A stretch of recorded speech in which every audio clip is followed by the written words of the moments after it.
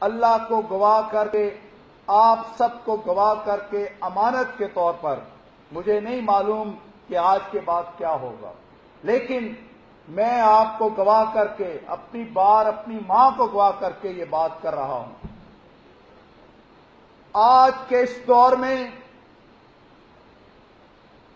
ISI पूरी तरह judicial proceedings को मैनिपुलेट करने में इन्वॉल्व है। आईएसआई के लोग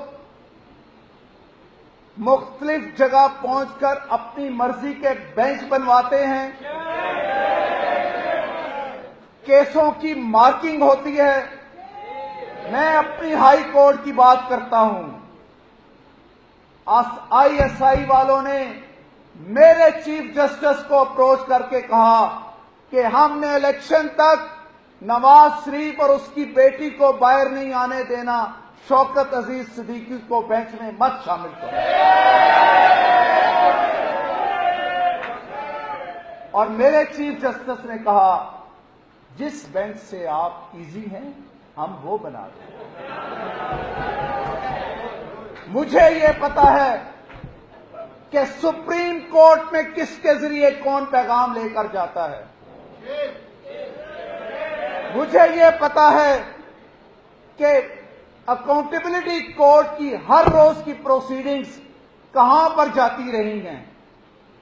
मुझे ये वजह मालूम है कि इस्लामाबाद हाई कोर्ट का स्टैट्यूट के मुताबिक इन अकाउंटेबिलिटी कोर्ट पर एडमिनिस्ट्रेटिव कंट्रोल क्यों खत्म किया गया, ताकि वहां पे कल कोई जज जाकर प्रोसीडिंग्स को ना देख सके। आप से ये बातें मैंने अपनी जान, नौकरी की तो परवाह नहीं है कि करते इसलिए की है कि मुझे ये कहा गया कि जनाब आप हमें एक एश्योरेंस दे दें कि हमारी मर्जी के मुताबिक फैसला करेंगे तो हम आपके रेफरेंस खत्म करवा देंगे।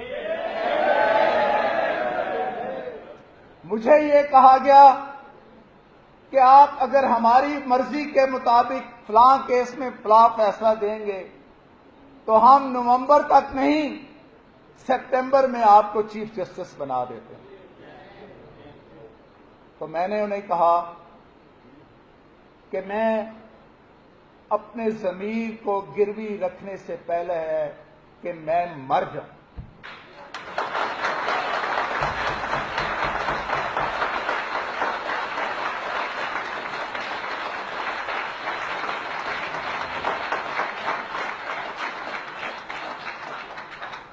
मैंने कहा कि मैरिज से 1 सेंटीमीटर ना इधर हूंगा ना उधर हूंगा, मुझे रेफरेंसेस की परवाह नहीं है।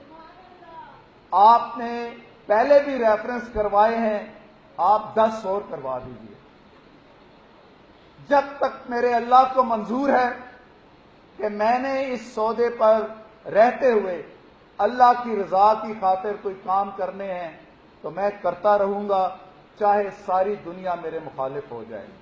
और जब अल्लाह को मंजूर होगा कि मैं यहां पे काम नहीं करूंगा तो फिर तमाम ब्रिगेड भी इकट्ठे होके आ जाएं तो मेरा कुछ नहीं कर सकता।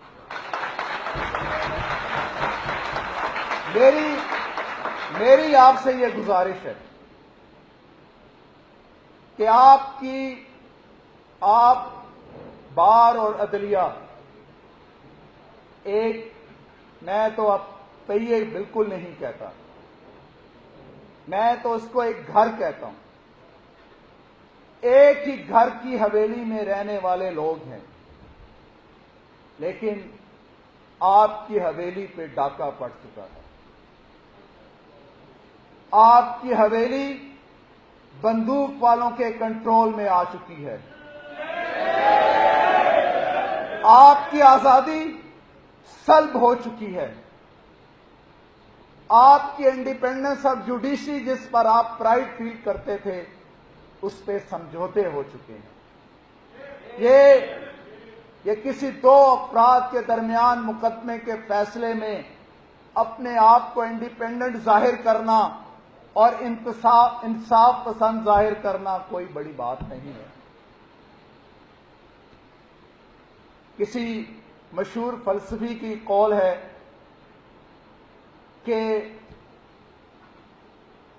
आप देखना ये चाहते हैं कि हुक्मरानी किसके पास है, तो आप ये देखें कि आपको किसके खिलाफ बात करने की इजाजत नहीं है। आज ये मीडिया वाले ये भी घुटने टेक चुके हैं। ये मीडिया वाले अपने इश्तहारों की खातिर और अपने मफादात की खातिर सच बोलने से गुरेजा हैं। आज इस अदारे के ऊपर भी मर्जी के ट्वीट्स आते हैं, मर्जी की डायरेक्शंस आती हैं, मर्जी के प्रेस रिलीज आती हैं कि ये जारी करो और ये ना जारी करो।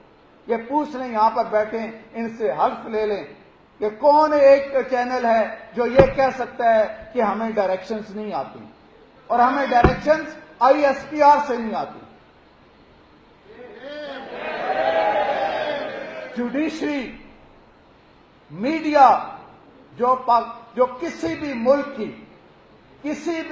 के लोगों के ज़मीर की आवाज होती है, उसके ऊपर अगर पाबंदियां लगा दी जाएंगी, उसको अगर पाबंद सलासल कर दिया जाएगा, उसके लबों को अगर सील दिया जाएगा, उसके लोगों की आजादी सल्ब कर ली जाएगी, तो फिर मुझे कहने दीजिए कि शायद फिर पाकिस्तान एक आज़ाद इस्लामी जमहूरी मुल्क नहीं रहेगा।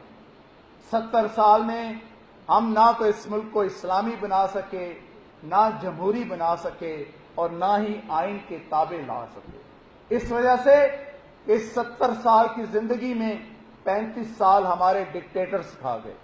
इस 35 साल में हमारे आइन के साथ खिलवाड़ किए गए। इस 35 साल में हमें बात करने के से रोका गया। याद रखिए, अगर चोर को चोर कहने वाला चोर के साथ मिलेगा तो वो इंसाफ नहीं करेगा, वो नौकरी करेगा। जज नौकरी से नहीं, इंसाफ करने से, अदल करने से, दिलेरी का मुजाहरा करने से और तब बिला तफरीक डिस्पेंसेशन ऑफ जस्टिस करने से बनता है।